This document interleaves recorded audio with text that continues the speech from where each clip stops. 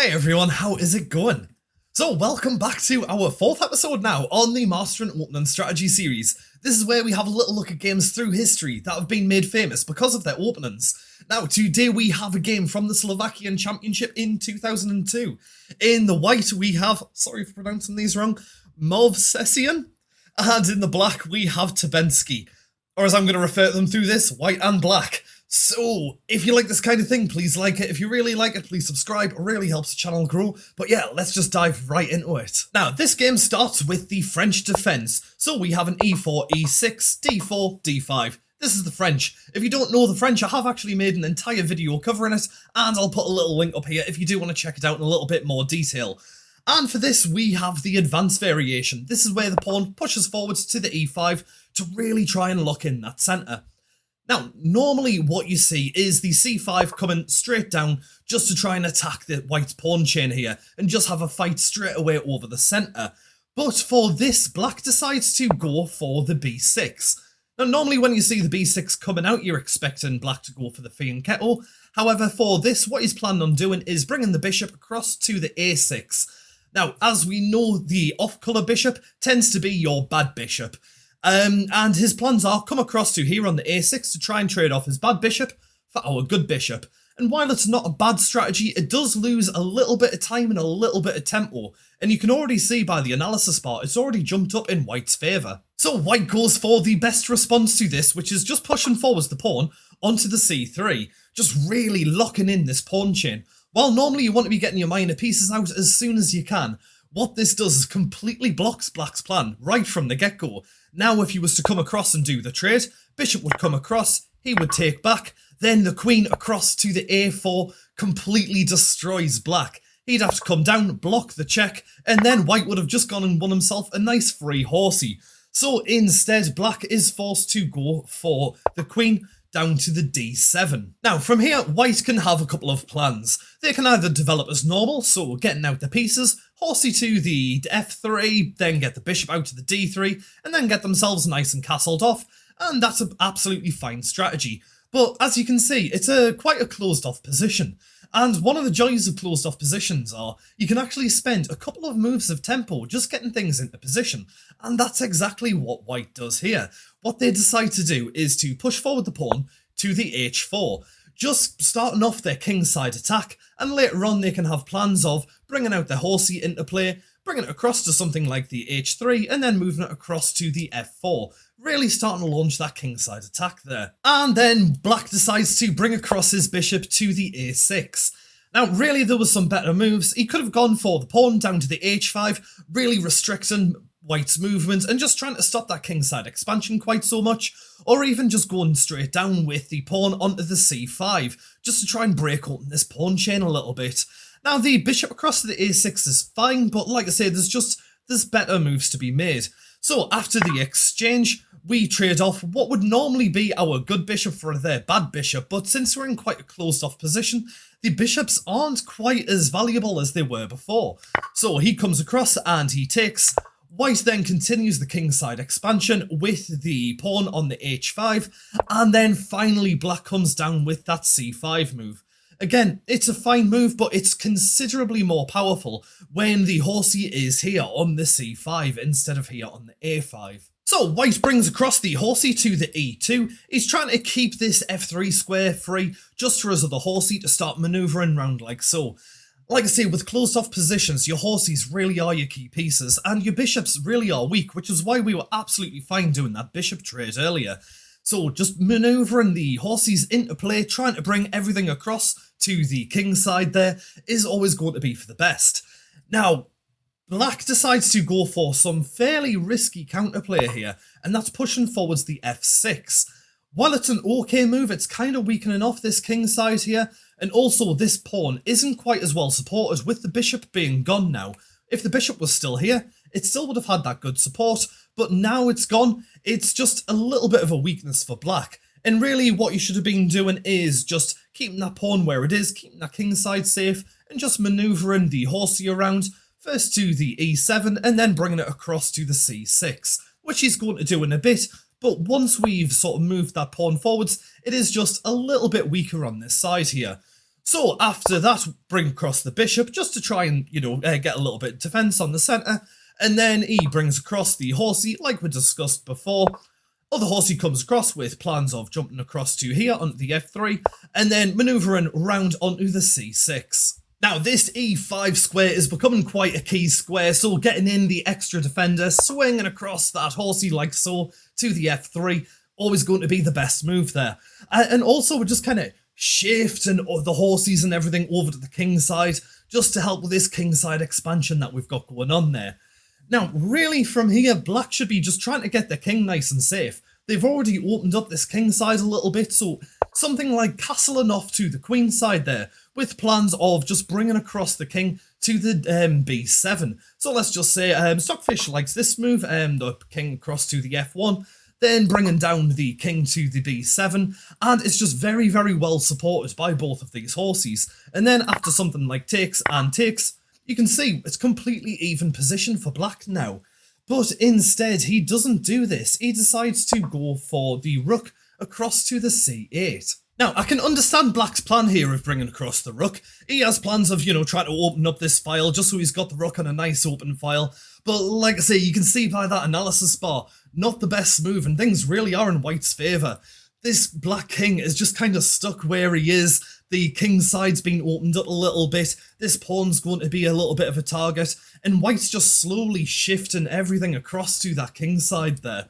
Oh, sorry, I am an absolute sweaty mess. It's like 35 degrees in my flat, which is like, I don't know, like 95, 100 Fahrenheit to the Americans, and 100% humidity. It is unbearable, so sorry if I'm an absolute state. So white gets castled off, gets nice and safe, and then black makes it's a pretty questionable move of just bringing the horsey back to here onto the b8. And I'm not quite sure what he was doing here. The horsey did need to be, manoeuvred around. It wasn't really doing too much there, but a much better move would be bringing it across to something like the c7. Just gives it a lot more freedom of movement there. But, yeah, b8 it's definitely a move. And from here, white decides to go for the e1. Which, again, it's an absolutely fine move. Really, what I would be doing is just weakening off this king side a bit more first. So, doing the exchange of the pawns, then bringing it across. But it's absolutely fine the way that he decides to play it there. And black just decides to get across the bishop just to try and protect this pawn a little bit, and just giving him a little bit of freedom if he does want to get castled off there. Because at the moment, he's left it a little bit late for castling. That king's just kind of floating around a little bit there. Now, you may have noticed the analysis bar just completely jump up there, really because we have this pawn here, and everything's just a bit weak. Really, white should be going for something like this, doing the exchange there, then doing the exchange here, and then coming across, just completely smashing open that king side there. But instead of playing it that way, he decides to play it, whoopsie daisy, by capturing this way first, and he goes and takes back with the pawn. But again, you can still see this entire king side is just wide open there. Now, capturing with the pawn wasn't really the best move. Ideally, you should have gone and captured with the bishop instead, just giving him that option to get castled off if he really wanted to. But instead, like I say, he goes for the pawn, and you can just see analysis bar just keeps going up and up and up for white. And white's bishop isn't really doing too much here. It's just kind of sat here. Really, white wants to be starting to, try and get everything towards the centre, start attacking this pawn here, which we said earlier was a weakness. So just trading off the bishop for that horsey there, and then just slowly starting to manoeuvre everything towards the centre.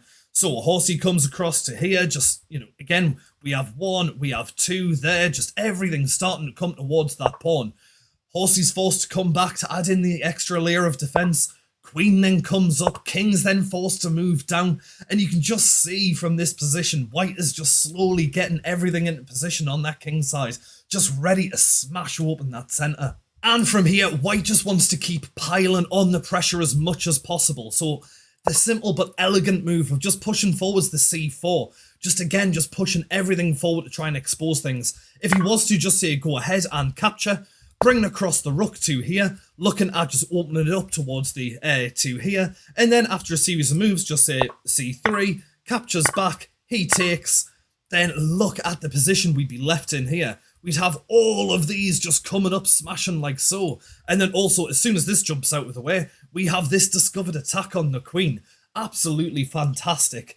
Now, he did see this, so when this came down, he just opted instead to go for the bishop to the b6, which is definitely by far the best move he could have made there. So white decides to bring across the queen to the d2, and it's not a bad move, but really a better move would have been jumping up the horse e2 here, going for the check. Now, it looks a little bit funny, but after takes and takes, we're directly attacking this. If he was to just say, move it out of the way, then we will just take that. If he does decide to go ahead and take like so, then it is completely winning for white. That comes up, and then after takes and takes, white is just in a completely dominating position. But like I say, instead he decided to go for the queen to the d2 here. So black brings across the queen to here, just powering up these guys, bit of a battering ram, finally starting to apply a little bit of pressure towards white. And really white should be coming down somewhere like here to the e2. But instead he decides to come across to here to the h3. Not quite as good of a move, but still it's absolutely fine. If he came down to something like the e2, after takes, we can then start pushing forwards like so. If he was to go ahead and take, clearly we're just going to come up like that and then just start racy-chasing that king all over the place. But like I say, we have then come down to, whoopsie daisy, to here on the h3. Now white does have the option of later on looking at bringing across the queen to the h6 like so. This battering ram isn't really causing us too much of a drama here. Just say this horsey had moved out of the way, just say it here, and he came down with a check. Makes no difference, mate. All we're going to do is just hop out the way. You know, we're absolutely fine there. Black's doesn't really have too much going on. We have the two connected rooks. We'll be looking at bringing this across, getting it into action. This horsey is doing absolutely nothing here.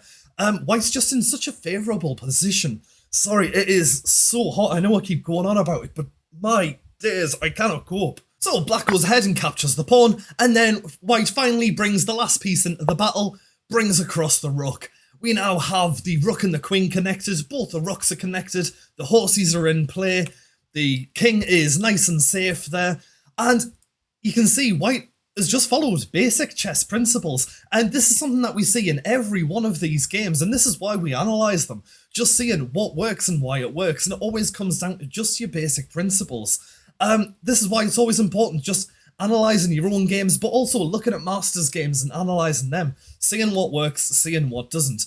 This position is just so difficult to defend against for black. Mainly because these guys aren't connected. This horsey's doing nothing. Yeah, these guys are teamed up, but what are they doing, you know? We're just in such a favourable position here, all just from following those basic principles. And from here, there's very little that black can do. He decides to bring across the rook to the f8, and white comes up with the rook onto the e4. Now, the reason we're doing this is to look at bringing across to here onto the g4, just staring down on this open file.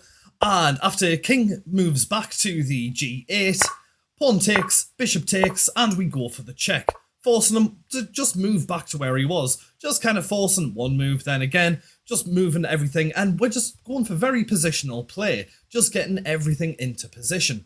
So after the queen comes across to here, looking at capturing this pawn and going for the check there, black's pretty much forced to move the king out of the way. And with the king back on the back rank, it's just a clean-up job from here. The rest's easy. So rook coming across, taking the pawn.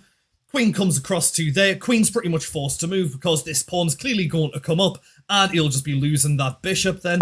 So queen comes across, pawn comes up, forces the bishop to move out the way, pair up the two rooks like so. Horsey comes down. Now watch this horsey for the next few moves. He's just jumping backwards and forwards, backwards and forwards. Horsey comes across to here. He's just moving into position so he can jump up to here later on. Horsey jumps back.